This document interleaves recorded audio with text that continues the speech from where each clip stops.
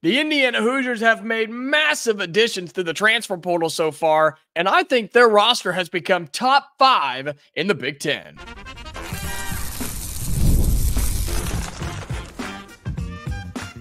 You are Locked On Hoosiers, your daily podcast on the Indiana Hoosiers. Part of the Locked On Podcast Network, your team every day. Welcome in. It is the Locked On Hoosiers podcast. I'm your man, Jacob Goins. Appreciate you being here, making this your first listen each and every day. Shout out to the everydayers, those of you that come back each and every day, truly making this your first listen each and every day. Thank you all so much. And if you're not an everydayer, just become one. Add it to your daily rotation. It really is just that easy. Today's episode is brought to you by Monopoly Go. I admit it, I have a competitive side, and I am a big fan of Monopoly Go, the mobile hit twist on classic Monopoly. So join your friends and download Monopoly Go now, free on the App Store or Google Play. Well, thank you so much for being here. Again, make this your first listen each and every day. We are free and available always wherever you get your podcast, video or audio. The Indiana Hoosiers have been extremely active in the transfer portal, and we've continued to cover it all right here on the show. But I think, and I know this is crazy, but I firmly believe it, I think the Indiana Hoosiers and head coach Mike Woodson and his staff have now put together a top 5 roster in the Big Ten.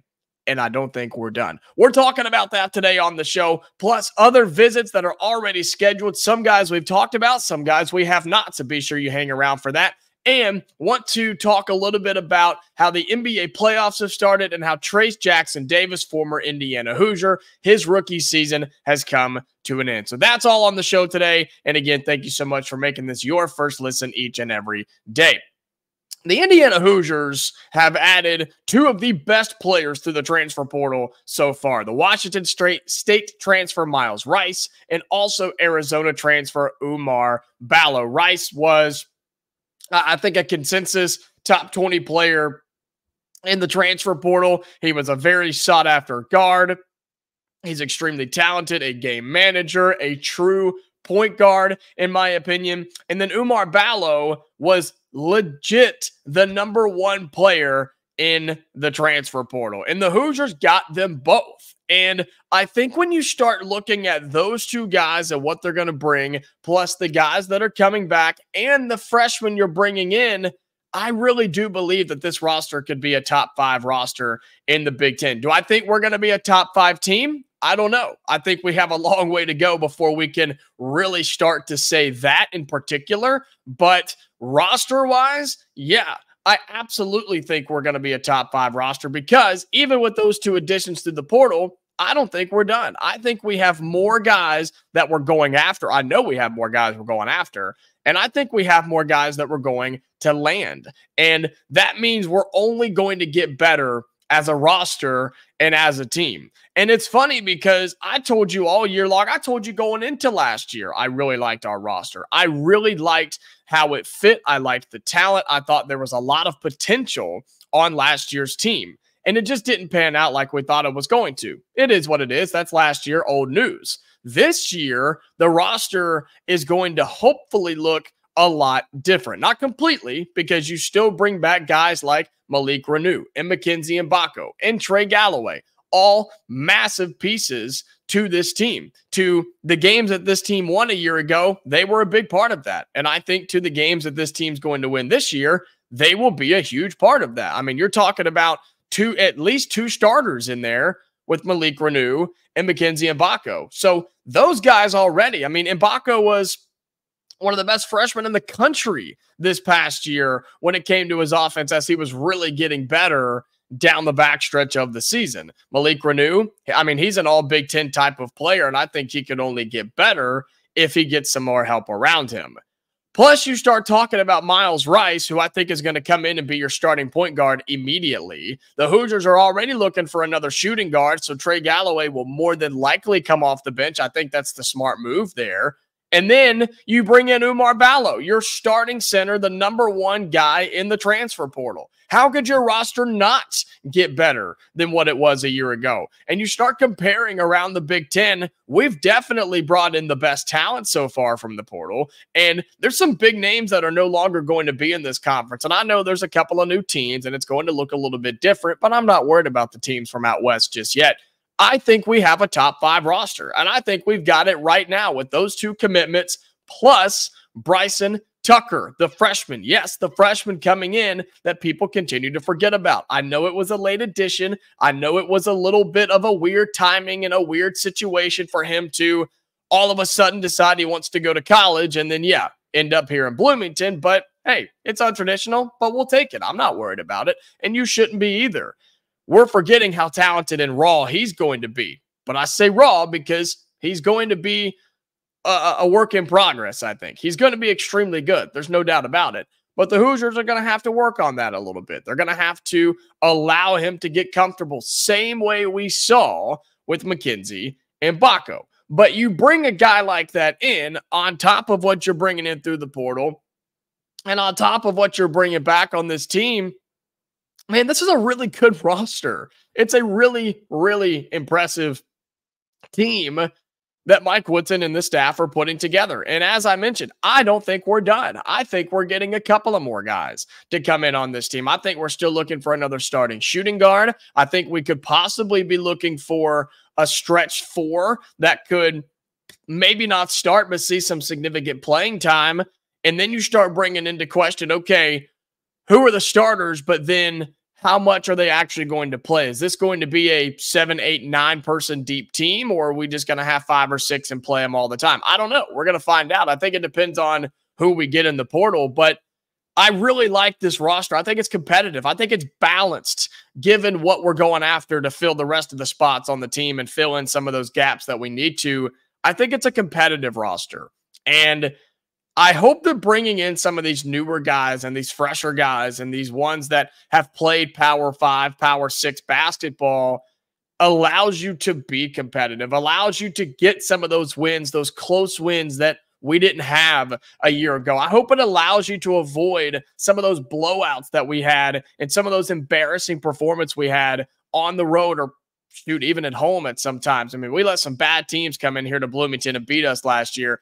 I think with the guys you've brought in and the ones coming in and the guys understanding that are coming back, you are a top 5 roster right now. And I think it's only going to get better. Now it's in the hands of the coaching staff. It's all right, here you go. You've done the really hard part so far in getting more talent in the room. Now what do you do with it? I think more are coming. I think there's a ton more visiting that we're going to talk about in our next segment. And then you've got to get them to gel. And that's the one scary part. There's no doubt about it. That's very scary. Is you bring in a ton of new names, a ton of new faces, and they've all got to gel the right way. And you hope that that happens before the season starts in November, but you can't guarantee that. And guess what? It probably won't happen then.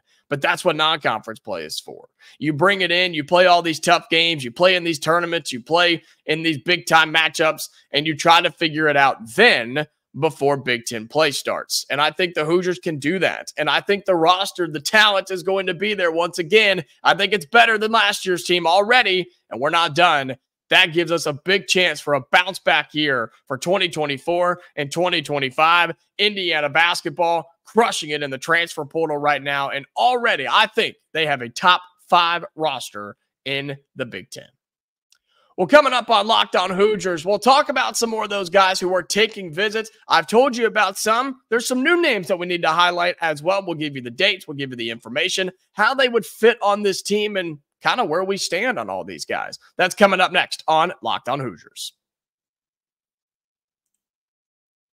Today's episode of Locked On Hoosiers is brought to you by Yahoo Finance. Look, wouldn't it be great if you could see all of your investment and retirement accounts in one place? With Yahoo Finance, you can consolidate your views from multiple accounts into one hub and access the expert analysis you need to tend to your entire portfolio with confidence. Our wonderful sponsor, Yahoo Finance, and really what that allows you to do is take control of your financial future. And with that, you think you've done it all, right? You've saved, you've researched, you've invested all that you can, but now you need to take those investments into the next level by using what every financial great uses, Yahoo Finance.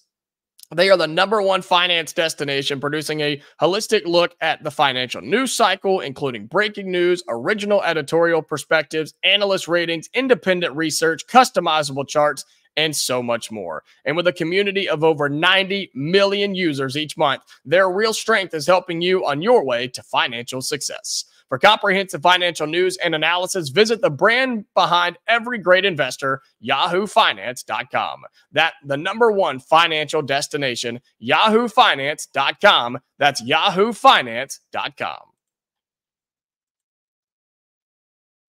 Welcome back into Locked On Hoosiers. Appreciate you being here, making this your go-to spot for all things Indiana Hoosiers athletics. If you're here, if you like the show, like the video on YouTube. If you're interested, you can do that. It's free. It's easy. Helps the show get spread out there. Share it with your family and friends. Make sure every Hoosiers fan you know is watching this each and every day. You can also subscribe to our YouTube channel. That's free and easy. Just allows you to be updated every time we post a new video, which is every single weekday. And if you're on audio, you can follow us on there. Turn on notifications as well so you never miss a new episode of Locked On Hoosiers. Well, there's a ton of guys scheduled to visit this Indiana team. And some of them are guards. Some of them are sort of your forwards. Some of them are still big guys that Indiana is going after. And that's what's exciting here is, yes, we have brought in Myles Rice, who is probably your starting point guard. You've also brought in Oumar Ballo, who is absolutely your starting center. But the Hoosiers continue to go after both of those positions. They continue to go after guards, and they continue to go after a big guy. And you know what? I absolutely love it. I love it because until you fill those roster spots, you cannot have enough of these guys. And it's something we struggled with last year was legitimate support off the bench. It just didn't happen. It didn't happen. You had your starting five, maybe Xavier Johnson coming off the bench, which I actually liked. But outside of that, whether it was just a rare instance of Anthony Leo going off or CJ Gunn having a good game or Peyton Sparks getting a couple of putbacks, I mean, that's about all you had off the bench last year, consistently anyway.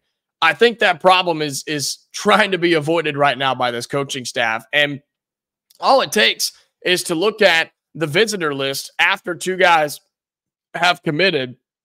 We're still after Amari Williams, the center from Drexel, 6'10", who is going to be here on April 19th. That's tomorrow on Friday for a weekend visit. So keep your eye on him. That was really our main center target before the Oumar Ballo thing started and he entered the portal. But I think Amari Williams could still fit on this team extremely well. And I think he could be a real asset to this team as a backup center who you could bring in if Ballo gets in foul trouble or, God forbid, Ballo were to get hurt, right? I think you could bring in Williams, and feel good about him given what he's already done at 6'10". He does have just the 1 year, so he wouldn't be a future piece, and you would have to convince him that, hey, you're going to be behind Ballo. Apologies about that, but you can come play some Power 6 basketball. So he's coming in this weekend. Also, Cannon Carlisle, the Stanford point guard who stands at 6'3", he's coming in this weekend. And this one's really interesting because you bring him in with 3 years of eligibility remaining. You bring him in on a visit with 3 years of eligibility remaining, but so does Myles Rice. So I don't know how we feel about this one. I don't know. It's going to be hard, I think. It is going to be hard to sit down Carlisle and say, look, man, you played some really good ball at Stanford. You've already played Power 6 ball. You know what you're doing. We'd love for you to be here at Bloomington, but it's either going to be a battle for the starting point guard spot or you're going to be a guaranteed backup for now. And that's a tough sell, man. That's a really, really tough sell. But I think you don't, in my opinion, I wouldn't sit him down and say, hey, you're going to be the backup, guaranteed, no competition whatsoever. I think that would be kind of stupid to say it that way. So you could bring him in and say, look, you're really good. Myles Rice is really good. We're going to let you guys go at it. Kind of like a quarterback battle, and whoever comes out on top, you're the man, and the other guy's going to be the backup. I think that would be wonderful. I think it'd be awesome. Would that not be fun to see a point guard battle between Myles Rice and Cannon Carlisle? I think most people would pick Myles Rice to, I guess, win that battle, but you can never have too many point guards. And if you have the other guy out of those two coming off the bench, oh my God, that would be unbelievable. It would be such a boost for your team. You'd have 2 power 6 guards as your starting point guard and your bench point guard. That's phenomenal. And we'll see how that goes. That visit is this weekend as well. A guy that was in the middle of a visit as we speak is Connor Essegian, the Wisconsin shooting guard. So not a point guard, but a shooting guard. And this one kind of came up out of nowhere. And then bam, he scheduled a visit. And here he is. He's the 6'3" shooting guard from Wisconsin who has 2 years of eligibility remaining. And when you start looking at some of his numbers, this is a name we have not talked about here on Locked On Hoosiers. His numbers are a little skewed, okay? His better year was his freshman year in Wisconsin, 22 and 23, where he averaged 27 minutes per game, shot 40%, shot 36% from behind the arc, 88% from the free throw line, and averaged 12 points a game. So his freshman year was actually really, really good. He took a pretty big step back this past year. And he played in 33 games, but he only played 7 minutes. Wisconsin kind of brought in some guys on that very up and down Badgers team. You remember how good they were? They were a top 10 team in the country. And then they just hit a major landslide and skidded to the end of the season. They started winning games in the Big Ten tournament and then fell flat on their face again in the NCAA tournament. So he didn't play a whole lot, only had 7 minutes per game, only averaged 3 points per game. His shooting is okay, but his numbers are just kind of skewed. And so if you're going to go watch some film like I did, I recommend watching his freshman year highlights because those are the ones that are exciting. He can shoot off the dribble. He can shoot off the pass. He can create his own shot. He's got some wild finishes in the lane, which I don't know if that's going to be something Indiana asks of him time and time again, but he's got the ability to do it, so why not? I think you would be bringing him in as a pure shooter. Is he the guy you want to be your starting shooting guard? I don't know. I don't know. I think the upside's a lot, but it is a wild card here. It's a big question mark because the sample size isn't great from this past season, and you just don't know if he's going to get better or if he's going to continue to take a step back. I don't know. And so he's been here, and we'll see how that goes, but you're bringing in somebody who, if you needed him to, could fill in that shooting guard spot, right? You also have a couple of more visits that have already happened, right? Pharrell Payne, the center from Minnesota, and you've got another center in Elijah Malone from Grace College. The center, who is 6'10" with 1 year left of eligibility, will be here today in Bloomington for a couple of days. So you bring in another center that, again, you bring him in, and this one's a little bit more obvious when it comes to who your starting center is going to be. You don't bring in Oumar Ballo and have a battle on who's going to start there. It's pretty obvious. So you bring in one of these mid-major guys and you say, look, you're going to get a chance to play big boy basketball. You're going to be our go-to backup. And the problem is, though, with all these centers you've been bringing in, they don't have much time. They all have 1 or 2 years left of eligibility. So it's hard to sell a future to them, right? But you bring them in and guarantee them some playing time and guarantee that they're going to be on a competitive roster and what you hope is going to be a really good and competitive team. So we'll see how that goes. I still think the Hoosiers need a shooting guard, man. I think we do. We really, really need one. And Essegian may be it from Wisconsin. And you know what? If that's how it rolls, then let's go. That's fine. Those are just the guys that have set visits already. I know a lot of you are still looking for that stretch 4, and there's some names out there to keep an eye on. So we'll keep you updated as visits get scheduled, as visits take place, and hopefully continue to hear good things. And hey, hopefully we continue to get great news and more commitments for this Indiana basketball team. The roster's already there, man. Top 5 roster, I believe, right now in the Big Ten. It can only go up from here, and we'll see how that goes throughout the rest of this week, into the weekend, and of course, early into next week. Well, coming up on our final segment on Locked On Hoosiers, we'll flip to the NBA for a second and talk about an Indiana Hoosier guy who is now done with his rookie season, Trayce Jackson-Davis, who I think, had a remarkable rookie year with the Golden State Warriors. His season has come to an end. I want to talk about him a little bit and what his journey was like and what his future could hold in the NBA. We'll have that coming up in our final segment on Locked On Hoosiers. Today's episode of Locked On Hoosiers is brought to you by Monopoly Go. Look, guys, I need you all to listen up for this huge announcement, okay? I've been tracking the leaderboards every day, keeping my eye on the scores, putting all my heart into it, and I'm super pumped to announce I'm finally on top. That's right. Obviously, I'm talking about the hit mobile game Monopoly Go. I play this thing every day, man. It's awesome. I'll be sitting in the office. I'll be playing it. I'll be laying in bed. I'll be playing it. Monopoly Go. I'm in. I love this game. You've probably heard of it. It's been downloaded over 150 million times. It's a great mobile twist on classic Monopoly. You can play anywhere, anytime. You explore hundreds of Monopoly boards from Las Vegas to Camelot to the moon, all while ranking in a huge fortune. Charge rent to iconic properties, just like classic Monopoly. You can charge your friends rent on your iconic properties or go after their Monopoly money by pulling bank heists and taking wrecking balls to their landmarks. But my favorite part is the leaderboards. When you can see who's a Monopoly tycoon and who's gone bankrupt. So get yourself on the charts. Download Monopoly Go now for free on the App Store or Google Play.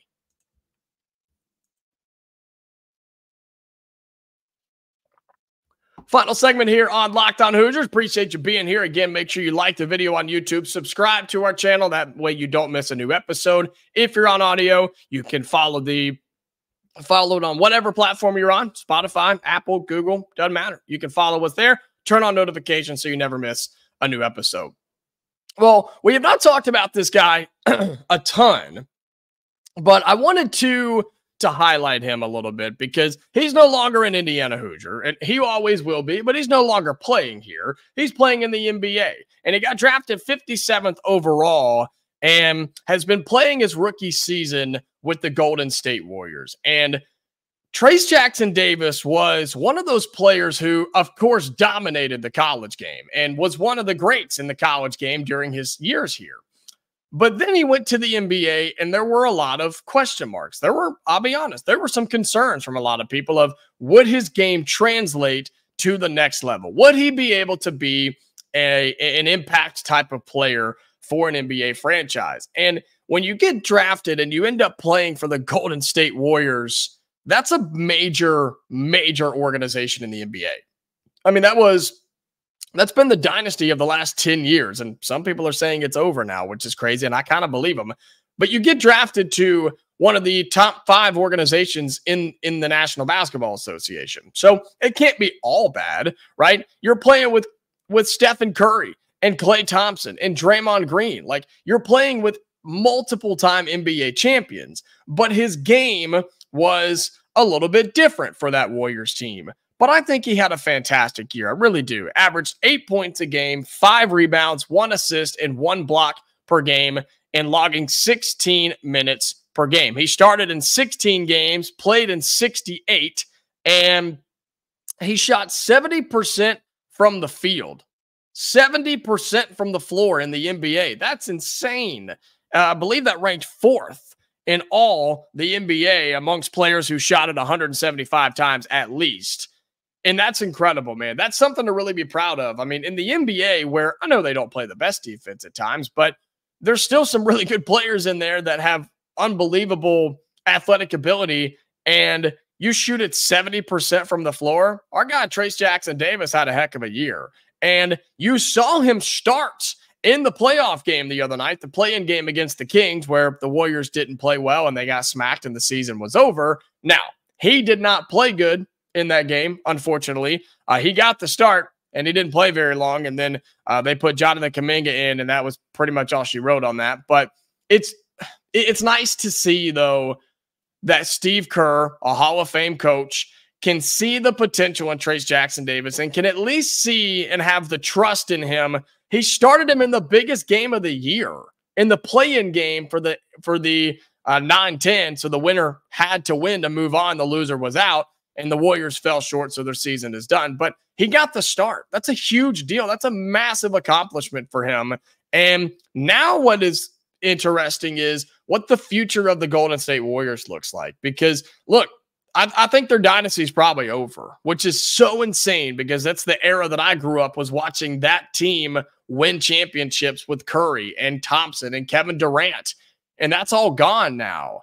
And Trayce Jackson-Davis is one of the few young guys on that team who you're hoping hangs around, and then the identity of that team could completely change. What happens if Steve Kerr leaves that team in a couple of years? Then what happens to that team? I mean, you could see the Golden State Warriors completely change as a team and as a franchise. Then you start to wonder, okay, will Trayce Jackson-Davis fit in their new system or this tail end of the old system, or will they end up trading him away? I don't know, but I think if he keeps doing what he's doing, he's going to be just fine. I think he will survive doing what he's doing if he just keeps it up. I mean, your rookie season, in only 16 starts, that's a good number. You started 16 games on a team that you were not really supposed to be starting on, and you still averaged 8 points and 5 rebounds per game, and you shot the ball at an extremely high level. Sounds great to me. Nothing to hang your head over if you're Trayce Jackson-Davis. Had some major highlight plays throughout the season. I'm excited for his future, and I think he'll hang on. Do I think he stays in Golden State forever? No, probably not. They'll probably end up trading him somewhere, or he may end up signing somewhere else. And you know what? Maybe that's the better. Maybe that's better for his future and his career. But it is fun to watch him play, and I think it's exciting. I think he's going to be somebody that plays in the league for a long time. Is he going to become just the face of the NBA top-level superstar? Maybe not. But I think he can be a really impactful player and a guy that teams want to have on their roster when you need him. He's going to deliver more times than not. He's clutch. We've seen that in college his entire career. He's somebody that you want on your team if you're an NBA executive. You just do. You want him. He's got the heart, and he's got the skill, he's got the passion, and he's got the smarts too. You want Trayce Jackson-Davis on your team. His rookie season comes to an end, but I'm excited to see what the future holds for him. That's going to do it for today's episode of Locked On Hoosiers, man. I appreciate you all being here so much. If you're an everydayer, thank you for making this your first listen each and every day. If you're not, why don't you become one? Just look, set your alarm.